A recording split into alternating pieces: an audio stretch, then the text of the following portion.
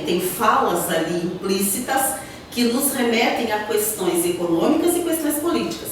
Se vocês vissem o documentário inteiro, assim, tem uma imagem que o repórter colocou que foi tirada na fazenda São José. E se tu olha assim inocentemente, ingenuamente, faz uma leitura ingênua da imagem, é um telhado. Mas quando eu vi a primeira vez lá no telão, o telhado, ué, Rafael, quer dizer alguma coisa. De novo, eu queria ter olhado inteiro o documentário para perceber. Ele fez, eu acho que umas 3 ou 4 tomadas do telhado, sem fala, simplesmente a imagem do telhado. Tu olha e fala assim, por que esse documentário fica focando esse telhado da fazenda, o telhado da fazenda? O que tem o telhado da fazenda? Ali rola uma questão econômica seríssima. E eu estava comentando com o pessoal ali. O Rio Grande do Sul, dos estados da federação, é o único, ou até pouco era o único, em que nós tínhamos as 4 estações bem definidas. Hoje nós temos, mas houve um tempo em que sim. Bem, Cachoeira do Sul é uma região de charqueada também. Se a gente tem as 4 estações bem definidas, tu acha que é possível os negros trabalharem de janeiro a dezembro na charqueada? E esses 15 dias de chuva? E essa enchente de São Miguel? A negrada ficou sentada, olhando a cara assim, a gente viu as dores aqui, as falas das dores, e muitas dores. Impossível negar uma verdade contida naquele olhar, naquela fala. Não é uma atriz falando, não é um personagem, é alguém, e o DNA da dor dela está em nós. Vão ficar sentados olhando assim, os 20 dias de chuva? Não! O período de entre safra da charqueada, a negrada ficava fazendo um trabalho que hoje a gente costuma chamar assim, fez nas coxas. A telha canoa modelada na coxa. No período de entre safra, não está na charqueada, está modelando telha canoa na coxa. Então, de escravo de saladeiro, porque nós temos 3 tipos de escravo. O escravo das grandes produções da lavoura da cana, do café, do algodão, da extração do ouro e das charqueadas. Então, são grandes palavras, são muita mão de obra. O engenho de açúcar tem que ter muito braço negra. E muita nega de mucama para fazer um boião, não vê? Ela contar ali que tinha que fazer a comida dos peão. Então, quanto mais escravos, mais mucamas, enfim. Escravos de dentro, que eram os que serviam na casa grande, né? Os que serviam na casa grande. E os escravos de ganho, que eram escravos que tinham profissão.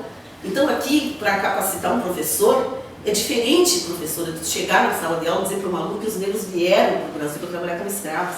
Não, foi pensado em quem se vai para trabalhar nessas terras recentemente conquistadas da América. Tem que ser quem domine a agricultura, tem que ter conhecimento da agricultura. Tem ouro em Minas, tem ouro em Minas, mas quem é que sabe lidar com o minério? Quem é que sabe lidar nas minas? Os negros, Nagôs e Urubás, é Nigéria, lá que tem mão de obra qualificada. Então, é diferente, os negros vieram para trabalhar como escravos. Não, vieram, quarta-feira eu vou descer lá para o Brasil.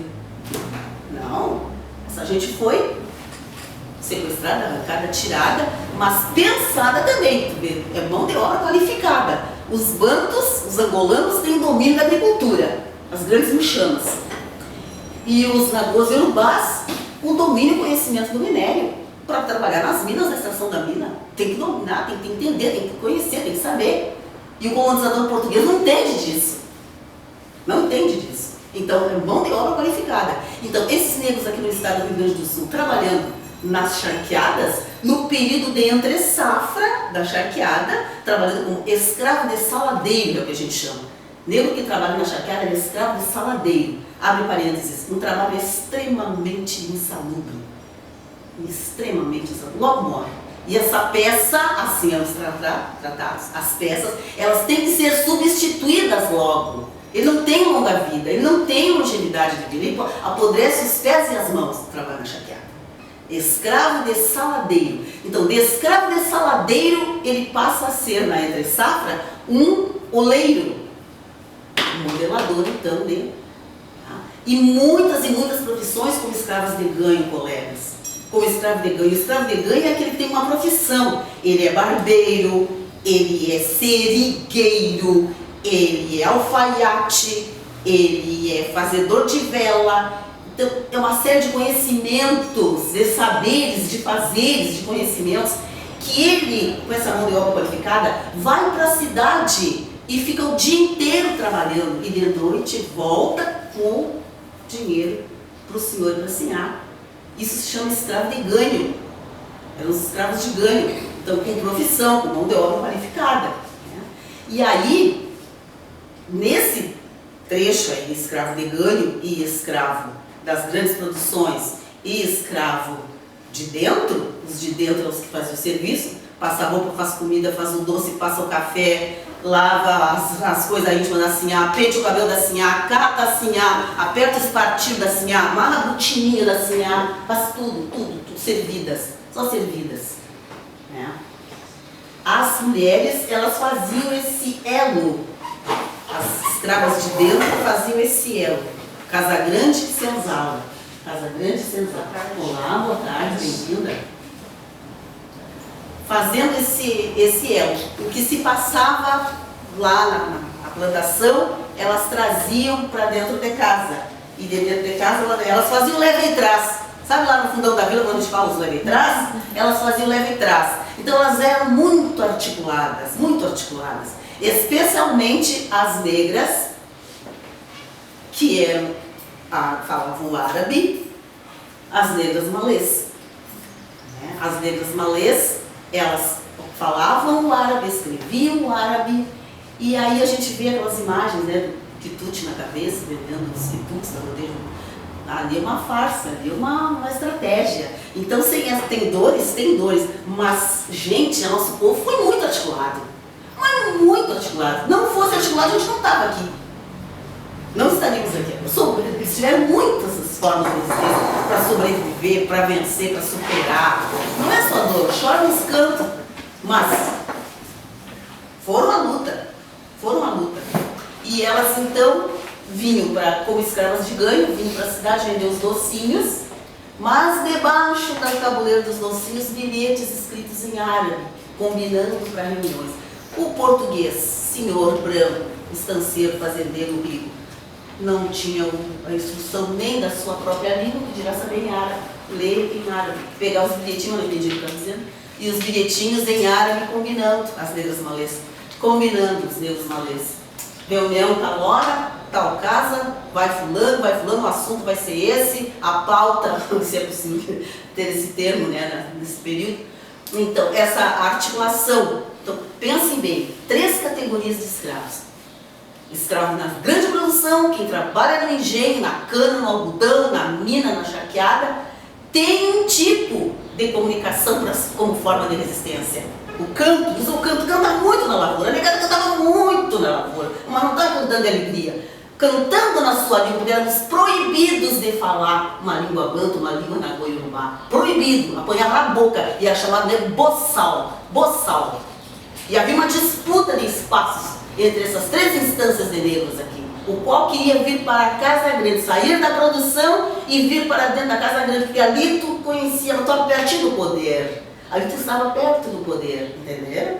Então aquele leva traz proibidos de falar na sua língua e não vinham para trabalhar como escravo de ganho e nem como escravo de dentro enquanto não dominasse a língua portuguesa. Mas aí tu imagina, tu aprendendo uma língua estranha, longe da tua terra, longe dos teus, eu acho que vai sentar e a professora explicar, não, é assim. Na hora que o cara dizia Kimini, toma na boca. Não é Kimini, é assim, apanhando na boca para falar, até que aprendia. Então, não dá para falar a nossa língua, então a gente canta na língua da gente. Nuganaie, meu povo, e 8 respondiam. E era aquela cantoria, não é uma cantoria de alegria, é uma cantoria de resistência para se organizar, uma forma de se organizar. E eu faço essa fala para a gente, como professor, tirar essa ideia assim, coitadinhos, apanhando quietinhos, não faziam nada, que barbaridade. Não, a nossa gente teve muito jeito. E aqui a desconstrução, professora, de cultura, oralidade e história. Como a gente sentou em banco escolar, aprendendo uma cultura branca, cristã, ocidental, cultura para nós, história é uma coisa, não é verdade? Se eu fosse perguntar para vocês, o que é cultura? O que é história? O que vocês diriam? Qual é a resposta que aprendemos nos bancos escolares? O que é história? O que é cultura? Tanto é que a gente dizia, nossa, olha, parecia um rapaz de cultura. Tu vê uma criatura, uma mulher de cultura desse jeito. O que é isso? O que passa na gente quando a gente diz assim, usa essa expressão de cultura? Essa mulher que sentou, essa primeira mulher negra, essa grila, essa anciã negra que falou ali, a gente diria o quê? Ela é o quê? Ela é uma mulher puta? Na formação que a gente teve, o que a gente diria? Veja que nessa minha fala eu estou fazendo um processo de desconstrução na nossa cabeça como professora. Estão me entendendo? Se fala de história, na nossa cultura ocidental, está documentado. Isso é história. Mas o que essa anciã falou? A verdade dela é muito mais verdade do que muito documento escrito, do que muita lei escrita. E, no entanto, o que nós damos valor? Está documentado? Não tem nada de registro, não tem registro nenhum, não tem história, eles não têm história, não tem registro. Entende, professora? O que eu estou querendo dizer? Cultura. Nunca mal passou pelo... Não tem cultura. Qual é a nossa mentalidade? Qual é a nossa construção de cultura? O que nós pensamos quando a gente fala em cultura? Cultura acadêmica. Quem domina os livros. Não é assim que a gente pensa? Quem fez a universidade. Não é assim que a gente pensa? Ele é professor, ele é advogado. Não é assim que a gente imagina? É ou não é? É. A maioria. E, no entanto, cultura não é isso. Isso é um tipo de conhecimento. Cultura? Cultura é isso que ela disse para nós, que essa memória, isso é história. Isso é história e nós não valorizamos. Essa oralidade. E aqui, piso na terra da negrada. Oralidade. A nossa história de índios e de negros é oral, não tem documento nem escrito. E, no entanto, colegas professoras, digam para os seus alunos 400 anos da presença dos negros no Brasil e precisou ficar escrito para a gente saber que samba é samba? Precisou dar um documento para a gente saber o que é bangu, o que é uma farofa, o que é uma pimenta malagueta, o que é um cuscuz? Precisou dar um documento para a gente saber o que é um caxerengue? E está na boca de todo mundo e precisou dar um documento, escrito em documento. Que espada de São Jorge é para isso e aquilo, que comigo ninguém pode é para isso e para aquilo, que a arruda, a catinga de mulata quebra tudo. De onde é que veio isso? Está bem documentado? Não veio documentado. E, no entanto, a cultura, a história da comunidade negra, ela é oral. É a oralidade. Nosso instrumento é a oralidade. Por isso eu disse, na roda. É assim que faziam os nossos ancestrais. Nas noites de lua cheia, depois de todo o trabalho na aldeia, senta negradinho, os mais velhos vão falar. Os mais velhos vão falar. Isso é da nossa história, isso é legado nosso. Se entregasse a fala aqui e dizer a mesma coisa a cada uma de nós, porque nós ouvimos das nossas ancestrais, das nossas avós, das nossas tias, nossas madrinhas, nossos padrinhos, nossos tios, a mesma história. A oralidade, sentar e contar a história. E assim faziam os nossos ancestrais, contar a história. E de pequenininho ia aprendendo. Saíam com os pequenos, enquanto os grandes iam para caçar, para pescar, para muxã, que quer dizer lavoura, muxã. Os anciãos, os grilos, ficavam com os pequenos. E ali rolava uma pedagogia do conhecimento, o saber, a troca do conhecimento. Não era só ficar cuidando dos pequenininhos enquanto os grandes estão trabalhando. Não, era hora de passar o conhecimento. Vem cá, meu chifio, ó, cafioto. Quem frequenta a casa de santo, quem frequenta os terreiros, e a evolução da língua também, aqui para quem é professor de língua portuguesa. A língua, ela evolui, ela se move. Ela se modifica, ela muda. a língua. E quando tu ouve um som, uma palavra, tu ouve assim. A Rita vai ouvir lá em Passo Fundo do outro jeito. Nós moramos no mesmo estado e eu chego em Uruguaiana e o meu irmão me dá o dinheiro. Toma, pega 5 reais aqui e tu vai na tendinha e me traz 2 quilos de remolacho. Mas o que é remolacho? Remolacho aí, não precisa nada. Mas eu não sei o que é isso. Beterraba. Uruguaiano. E assim a língua. Porque é um caldeirão. Na roda, na fazenda, na senzala, era um caldeirão de culturas. Eu sou banto, ela é na Rua Urubá, ela vem de uma tribo, ela vem de outra, de uma nação de outra. E é o vocábulo aqui volto. Cafioto é a palavra correta. E hoje tu chega no terreiro e diz que Deus cafanhotinho. Não é assim que dizem? Mas não é. Olha o telefone sem fio. É cafioto. Cafioto, o vocábulo correto. Cafiotos, criança. Então vem cá, cafioto, senta aqui, que a avó vai te ensinar. E vai trançando, bota a alegria no meio das pernas, ia trançando e ia contando. Olha, teu bisavô, quando conheci ele lá na aldeia tal, tinha acontecido uma grande enchente. E como é que saíram daquilo? Ah, fizeram um canoa assim, mas de que madeira? Colhida em tal lua. A madeira tinha lua para colher e tempo para ficar na água, saberes perdidos. E hoje tu apanha a tábua verde de qualquer jeito, sem respeitar, tudo torta a tábua, tudo mal feito, tudo com guspe caindo. Não, tudo tem uma ciência, tu tinha uma ciência, a negrada tinha aquela ciência, e iam passando. Não, mas não está em documento, não é história.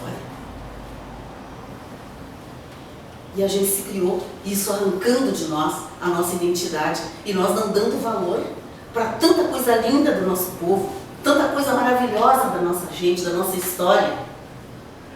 E a gente correndo querendo ser branco, e tinha umas falas lá na casa da gente que diziam: para com isso, vamos apurar a raça. E a gente não entendia, assim, o que é isso? E as velhas mais velhas ficavam assim: isso não vai dar conta disso. Quer dizer, cuidando da história, e a gente nasceu o nenenzinho da fulana, nasceu, já ganhou. Como é que é a borda das orelhas, fulana? E o nariz? Ó! Para afinar. Quer dizer, há uma proposta de padrão de beleza. E eu estou fora do padrão de beleza. Então, avisa, clareia, para sair fora. Isso me remete a uma coisa que é menos. Então, a proposta de padrão de beleza é aquilo. Então, a gente escutava essas falas lá no caso da gente. Ou se escutar. Mas é a volta das orelhas, a volta das unhas. Bem clarinha. Mais coisa, mais pequena. Bem clarinha. Bem clarinha. O rico dos cabelos. E ali onde a polícia não chega, já está me enrolando. Fio de porco quando nasce branca. A voltinha das orelhas. A voltinha das cutículas aqui. Escura. É a cor que vai ser. E a gente está rindo, sabe por que a gente riu? Porque mexeu na nossa história afetiva. É a nossa história, que não está no livro didático da professora, que não está no acervo bibliográfico. Então não é história. Então não é história. E eu, como professora, um dos meus papéis para dar o que a Luciana Praz falou ali, essa visibilidade da comunidade negra. Eu preciso desconstruir essas falas. Eu preciso trazer esses elementos. E que eles voltem para casa questionar. Ei, vó, era assim, vó? A professora falou que era assim. E, ó, volta a sentar, volta a conversar. Volta a buscar essa identidade.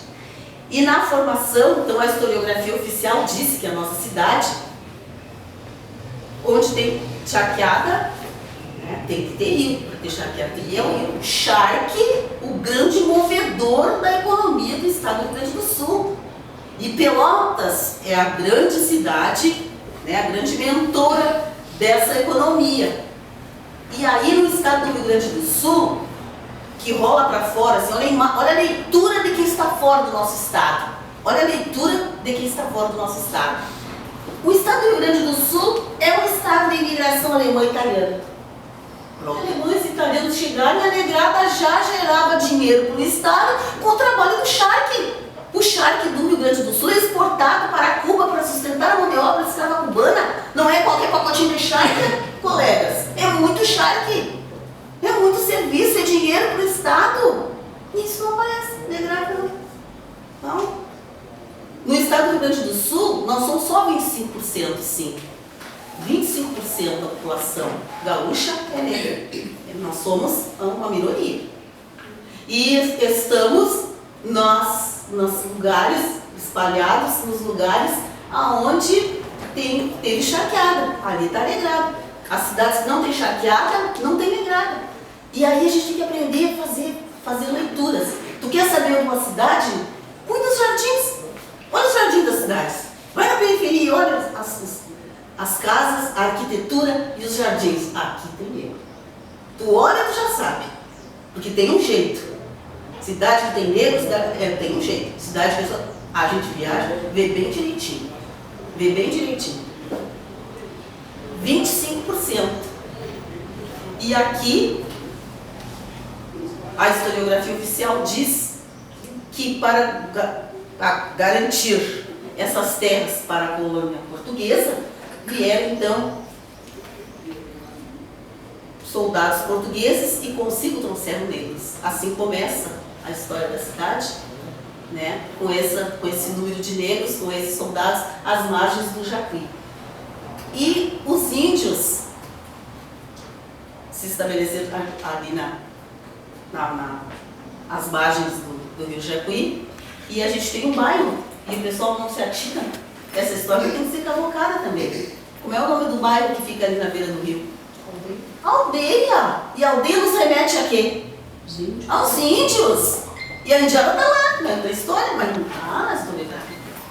A igreja que os índios ergueram ali era São Nicolau, igreja de São Nicolau. E depois passa para a Imaculada Conceição, vem mais para cima e vem com o nome de Imaculada Conceição. Será que isso se deu assim pacificamente? Troca esse nome, bota assim. Se já tinha São Nicolau, né?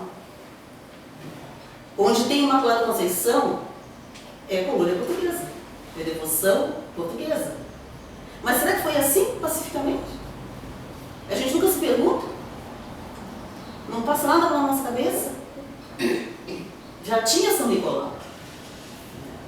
E aí tem o bairro Aldeia ali, onde se estabeleceram então os índios, e a história da cidade começa por ali. E aí a gente tem 3 bairros eminentemente negros. Mas observem, né, o que margeia esses bairros. A Barcelos, Tupinambá e Bom Retiro. Hoje não dá nem para chegar perto, mas o que tinha de importante ali? Economicamente falando, o Amorim. E o Amorim nos remete a quê? Já dei um chute pela vez. A lavadeira, questão econômica, dá um sustento. Vou morar onde? Perto de água, não vou pagar água, não posso pagar. E era limpa. Daí. E era limpa. Era o sustento das nossas mães negras, das nossas mulheres negras. Porque tu pensa assim, terminou a escravidão. Não, isso é muito relativo. Liberdade, 1888. Aí no outro dia, parece assim pelo livro didático, parece que no outro dia a negrada põe a carteira assinada, sento na faculdade, vou para trás do balcão da loja. Mas a menina não. Sair para a história, 100 anos são dias. Foi ontem que o nosso povo saiu com uma mão adiante e outra atrás da fazenda. Sem eira nem beira. Para começar da onde? Liberdade? Sem terra? Pronto, vai. Sem emprego, sem casa, sem nada. Muitos ficaram ali, muitos nossos avós por isso, ficaram na fazenda, trocando prato e comida, como disse ela ali, mas no mesmo mal. E aí tem um livro chamado Os Tambores de São Luís, que eu fico pensando no dia seguinte. Tem o dia seguinte dos dois, porque tudo tem 2 lados. Tudo tem 2 lados. E aí me pus a imaginar, colegas, assim, o dia seguinte das mulheres de São Luís do Maranhão. Porque aqui, no garrão do país, a coisa foi longe para chegar a notícia aqui. Não tinha e-mail para dizer, olha, aqui com a liberdade. Não tinha. Isso eu não disse ali, que fui achar documento, já tinha passado 1888, fui achar documento comprando e vendendo mesmo. Quer dizer, aqui no garrão do país, tudo continuava o mesmo bairro. E em São Luís do Maranhão, tem uma cena que o cara descreve assim, perto de meio-dia, assim, perto de meio-dia na Casa Grande. Pense, Elias, pense. Tudo que tem que uma mulher fazer dentro de casa. Onde é que está o açúcar, o ponto do doce, o pão para levedar, a canjica para socar, a saia da sinhá para engomar. Não havia absorvente, não existia absorvente, não é, gurias? Não tinha, mas alguém tinha que lavar aquilo. As negras, engomando a saia, deixando, aliando e limpando e tal. E aí conta um livro que diz que no dia 13 de maio de 1888, uma delas estava no tacho, fogão da Casa Grande, dando ponto num doce. E tu sabe que não pode dar livre, né? Tu parou de mexer, né, comadre? Parou de mexer, abatumou, parou de bater, abatumou, parou de bater o glacê, a coisa abatuma, desanda, né? E a disse que a nega estava dando aquele rico ponto no doce. Daqui a pouco, os sinos da igreja na Praça Maria Aragão. Belém, Belém, Belém, ela olhou assim pro chamezão, aquele negrado naquela fandangueira, a liberdade, terminou o cativeiro. Largou o doce ali, ó, você foi, não sou livre, terminou o cativeiro. E aí eu pensei, pro dia seguinte, eu tô ensinando assim, dramatizando, mas se bote a pensar um pouco, gurias. A negrada saiu, digamos, naquela Casa Grande ali, se foram tudo embora, sei lá pra onde. O outro dia seguinte essa mulher dentro de casa, sem as negras. Onde é que está tal coisa?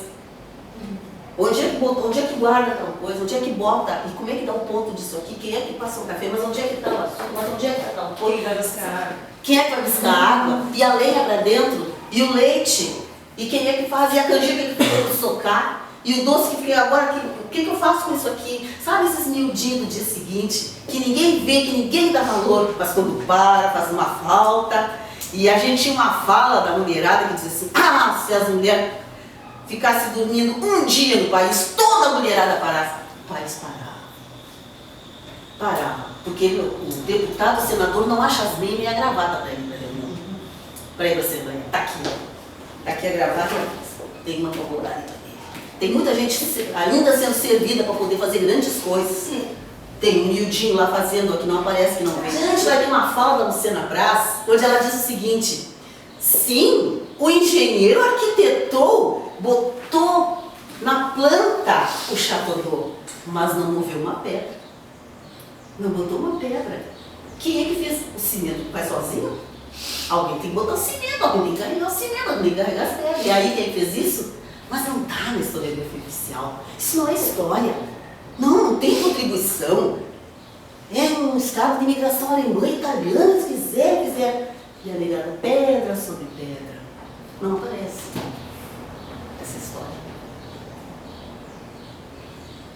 E aí quando se fala de autoestima, de visibilidade, nós temos que trazer essa construção na nossa fala enquanto professoras. É isso, fazer a história, fazer parte da história, ser cidadão cachoeirense. É isso, meu aluno. Saiba, pedra sobre pedra no Chateau d'Eau, a comunidade negra ergueu. Na charqueada, todo o retorno, os valores angariados do trabalho da charqueada é riqueza para o município, do braço do trabalho dos negros. Mas nós damos, como a Telda diz ali, né? Quem é que leva o nome da receita? E assim vamos caminhando, assim caminha a humanidade. Aquele miudinho que faz a grande diferença, ninguém vê. Mas o dia que falta, aí corre na volta. Corre na volta. E na nossa fala, enquanto professores, o que a gente está querendo? Só elevar a autoestima? É só isso que a gente quer? Não, a partir do elevar-se da autoestima, o que vai acontecer? Onde é que vai respingar? No conhecimento, que vai nos remeter a outras possibilidades, muitas outras possibilidades. Porque olha as falas das nossas avós, sovando pão, batendo bolo, lavando, passando, tomando. Tu não vai ficar que nem eu. Não era assim? Tu não vai ficar que nem eu. Eu estou lavando, mas tu não vai ficar escovando o chão. Tu não. Então, não é só a questão da autoestima. E assim, a Telda, a Maria Rita aqui, a Luciana, a gente sabe que nós frequentamos bancos escolares onde nunca nos vimos. O trabalho dignifica o homem. Era assim o título do conteúdo do OSPB. O trabalho dignifica o homem. Aí queria mostrar o trabalho intelectual, um homem de gravata, terno, com uma pasta na mão. Trabalho intelectual. Aí queria mostrar um trabalho braçal, um negro carregando um carrinho. O trabalho dignifica o homem.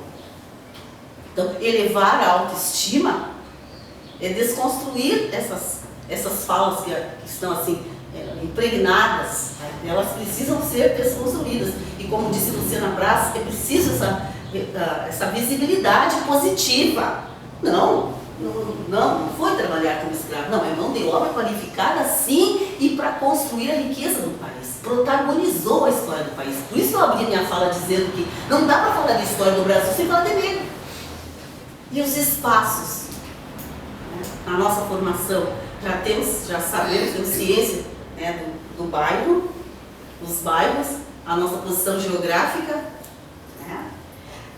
As dores que aí estão, que elas trazem ali, dores de lugares, de não poder passar em determinados lugares, de frequentar muitos lugares, não é?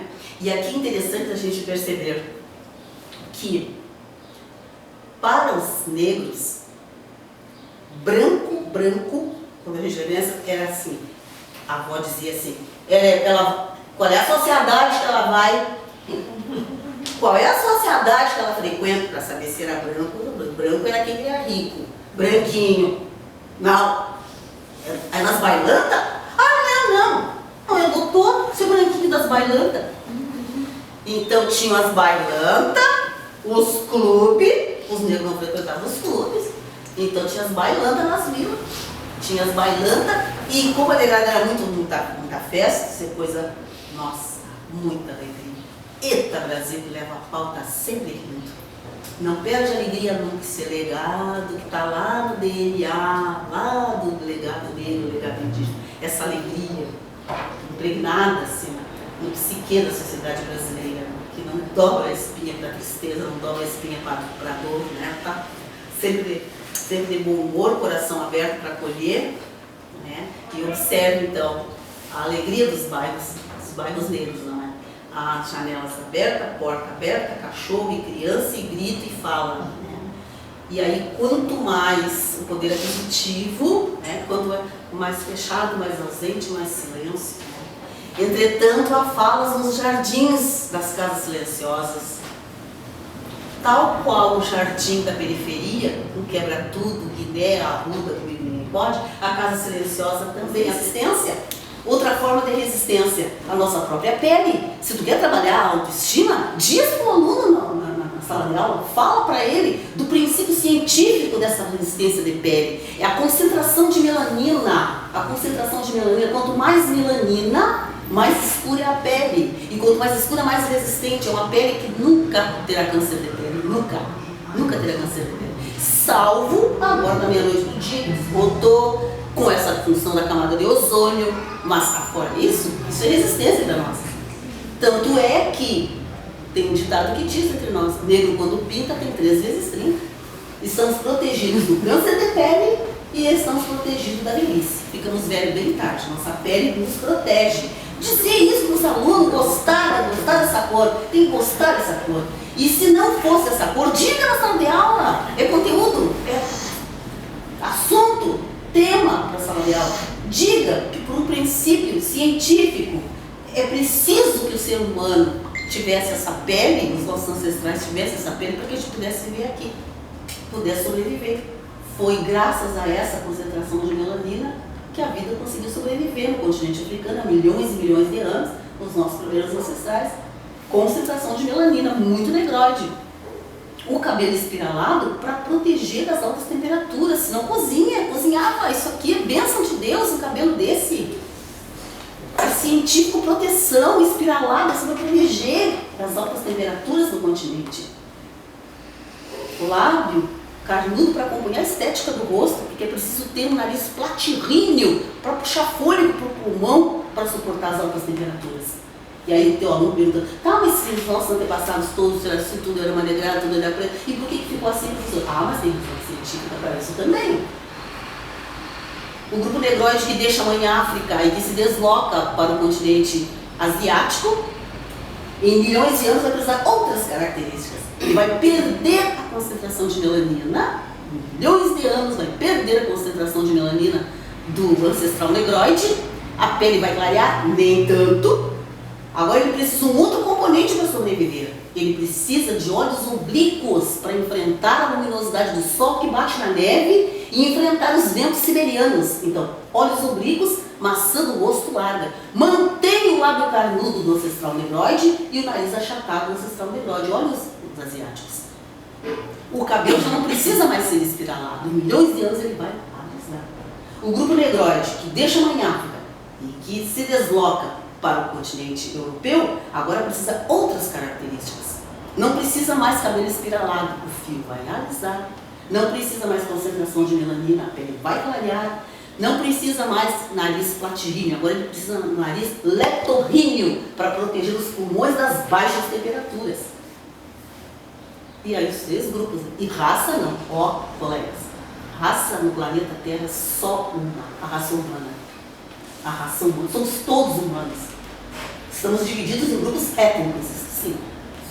Mas somos todos raça humana. Se abrir o corpo, tu abriu, não sabe mais quem é quem. Tudo humano. Humana, raça humana. Grupos étnicos, mas a raça humana. Então, a melanina, a cor da pele como forma de resistência a alguns. Sejamos gratos por isso, por essa sabedoria. Cabelo espiralado sim. E espiralado é negrada soube usar isso aqui, porque aqui eu guardo coisas que não caem e ninguém vê. A Nathalie não pode fazer isso. Nós podemos. E soubemos usar, a negrada soube usar. A negrada que trabalhava na extração do ouro do estado de Minas, tomava banho de noite e não lavava a cabeça. Tomava banho e não lavava a cabeça. Ia guardando ouro nos cabelos. Colhia aquele ouro, vendia e comprava a carta de alforria. E seguia fazendo o mesmo procedimento, comprava a carta de alforria. Por isso, quando chega no estado de Minas, tu ouve falar nas irmandades, nas confrarias. A negrada usou o cabelo como forma de resistência, guardando ouro nos cabelos, pedra preciosa nos cabelos, vender e comprar as cartas de alforria. Isso a historiografia não traz. Não conta, não diz isso, o livro não conta. E o aluno brasileiro está lá e fala de heróis, mas eu não tenho um doutor, não tenho uma... Tem sim, tem. Tem poeta, tem os primeiros jornais, bem antes do período da escravidão, a negrada já tinha aqui no estado o alfinete. Isso é história de resistência, trazer essas referências positivas para a nossa comunidade negra. Não, meu filho, chega ali em Pelotas, meu aluno, vamos ver os nossos ancestrais aí, um jornal, já faziam um jornal, tem jornal. Aqui em Cachoeira tinha o astro. O astro, Cachoeira tinha o astro, Pelotas o alfinete, por ali vai. João Cândido, heróis, mas tem heróis, e nós sempre achando que heróis, porque quem é que conta a história oficial? Quem é que conta a história? O supostamente vencedor, não é? Mas o vencido não tem história? Não fez história? O supostamente vencido? Não, nós não escrevemos a história, não produzimos algo escrito na história, mas fizemos história sim. Nossa história está na arquitetura dos prédios aqui, nas calçadas, no parque, a primeira rua calçada, pedra sobre pedra, comunidade negra. A rua onde mora a Maria Rita, minha comadre, o nome da rua é Pedro Bailet. Bailet era um médico francês e a prática dele era a seguinte: atendia o branco rico da cidade, mas em troca, carta de alforria fulano, em troca da liberdade fulano. E onde é que está? Os restos mortais estão aqui na Irmandade. E a gente sabe disso? Os nossos alunos sabem disso? Pois é. Aqui na Irmandade, tá? E a minha rua se chama Bernardo de Souza Dias. Bernardo de Souza Dias é um senhor branco rico que foi morto pelo seu escravo porque ludibriou na negociação da carta de alforria. Ali o nego liquidou com ele.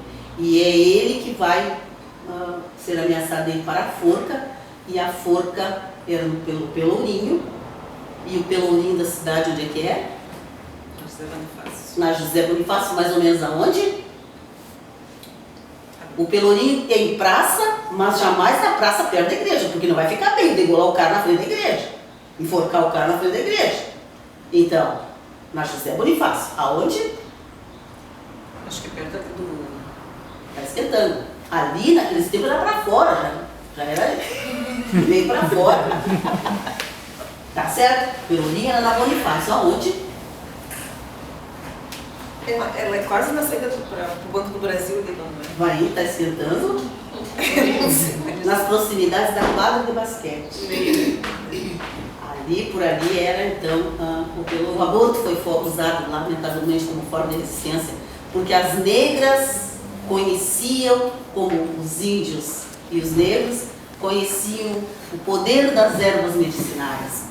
Raiz tal, folha tal, tirada na lua tal, deixa de molho, essa é com lua tal, essa é seca, essa se toma, essa se mastiga, essa vai de molho, essa é com água fervendo. Toda uma ciência, todo um aparato de conhecimento, de saberes. E as negras conheciam esse poder das ervas medicinais. E elas, como escravas de dentro do Lias, elas usaram esse poder para jogar para a branca. E aí, enquanto ela estava engomando, passando, servindo, ela estava estudando os assuntos. Fulano vai ser vendido, amanhã vai chegar uma leva, vamos vender ela com a cria e tal. A nega só escutando, vai vender. Enquanto ficava só ele assim, a nega cantava. Construir algumas coisas também, em pensar que um quilombo era feito só de negro, não. Até para a estabilidade das relações tinha que sequestrar a índia, sequestrar a branca para levar, porque era mais homem do que mulher, não dava certo, tem que ter mulher. Né? Na hora de fugir da fazenda, é complicado para as mulheres subir a Serra da Barriga. Então sim, sequestra mulheres, sequestra índias. Branco pobre que não está satisfeita da tampa, espaço de liberdade. Então o quilombo era um espaço muito democrático e um espaço socialista de cara para uma colônia. Isso era insuportável para o governo português. Não tinha como, tinha que derrubar, destruir de qualquer maneira. E o governo pernambucano então contava com a coroa portuguesa para conseguir destruir Palmares, então, não é? Com Domingos Jorge Velho. Porque Palmares produzia mais açúcar que Pernambuco. Autossuficiente economicamente, Palmares só descia a Serra da Barriga para negociar sal e água. Demais tudo tinha. Além de todos poderem falar as suas línguas, praticar a sua religiosidade, um espaço extremamente democrático. E aí eu perguntei para o príncipe Ricardo de Orleans e Bragança se o quilombo de Palmares não tivesse sido destruído, qual seria a história do Brasil hoje? Pensa, 100 anos, 20 cidades, uma capital, autossuficiente economicamente, bem estruturado politicamente, um espaço democrático de liberdade. Qual seria a história do nosso país se Palmares não tivesse sido destruído? Qual seria a história da comunidade negra se Palmares não tivesse sido destruído? Isso tem que trazer na sala de aula. A revolta dos malês, como as formas de resistência, canudos, cabanos, balaia. A revolta dos malês, professora,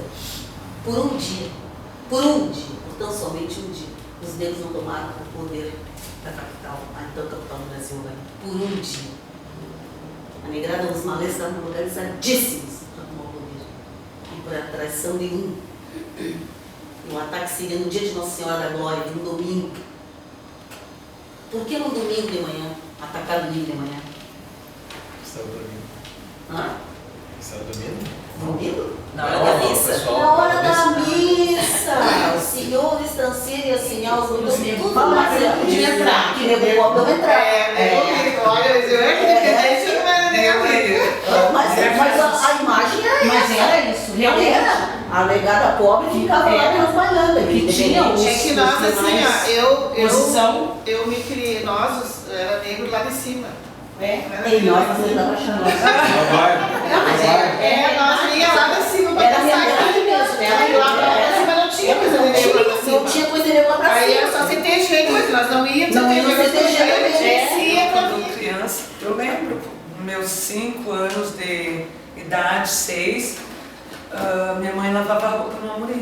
ela pegava um lençol, lembro como se fosse hoje, né? Botava no chão, colocava toda a roupa suja ali, fazia uma trouxa, botava na cabeça e nós íamos em direção ao murinho. Cada dia uma das crianças que iam, né, para o Amorim lavava com ela, a gente lavava uma tábua, assim. Chegava lá, ela ficava de joelho, batia, esfregava, batia, esfregava. E na minha casa era chão batido e também, assim, a luz era de lampião.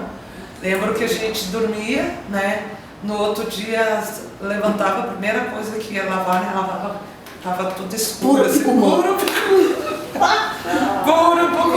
Mas fui criada assim. E o teu pai era gaiteiro, não era? Meu pai era e ele gaiteiro. tocava onde?